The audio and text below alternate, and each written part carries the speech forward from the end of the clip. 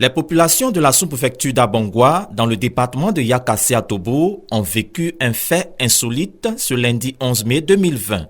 Aux alentours de 15 heures, ce métal géant de plus de 7 mètres de long, provenant de l'atmosphère, s'est écrasé en ce lieu, dans un champ de cacaoyers à 20 mètres du campement de feu Assi Nkia Ale. Témoin oculaire, M. Tapsoba nous livre sa version des faits. C'était le lundi soir à 15h50. On était là à cueillir les cacahuètes. Donc on entendait un bruit qui venait. Donc les femmes étaient dans la cour, nous on était précisément dans le champ. On a entendu le bruit, on a crié que les femmes n'ont pas couru pour entrer dans la chambre. On a vu un truc qui venait, ça allait tomber dans le champ de cacao. Et on allait voir, on allait trouver, c'est bien chaud, on ne pouvait même pas toucher. Parce que ça pouvait arriver à 100 degrés Celsius. Donc en fait on a laissé.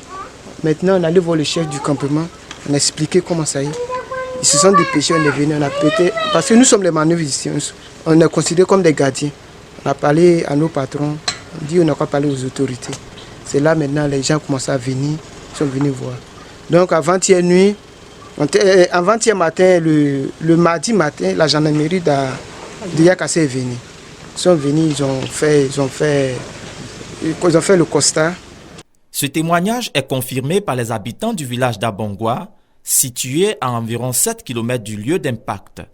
D'autres témoins affirment avoir entendu ce même lundi un bruit assourdissant qui a traversé le village. Des nuages, il y a eu la pluie qui a commencé, la pluie avait commencé à tomber légèrement. Et comme le temps était assombri, on a entendu un bruit. Nous, on a pensé que c'était un tonnerre. Mais le bruit a tellement persisté, ça a pris du temps. Ça fait plus de 15 minutes qu'on entendait, donc on se posait des questions.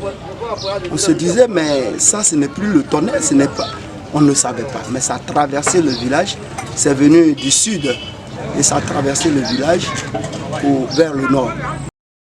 Heureusement, aucun dégât matériel ni humain n'a été enregistré. Nguessan Awi Je t'aime, chef du village d'Abongwa, quant à lui, s'en remet aux autorités pour les enquêtes et souhaite que toute la lumière soit faite sur cet incident. Toutes les autorités qui peuvent s'impliquer dedans pour être notre avocat nous défendre pour que vraiment on ne laisse pas ça comme lettre morte. Il convient de rappeler que des faits similaires se sont produits au centre du pays, dans les localités de Bokanda et Beomi.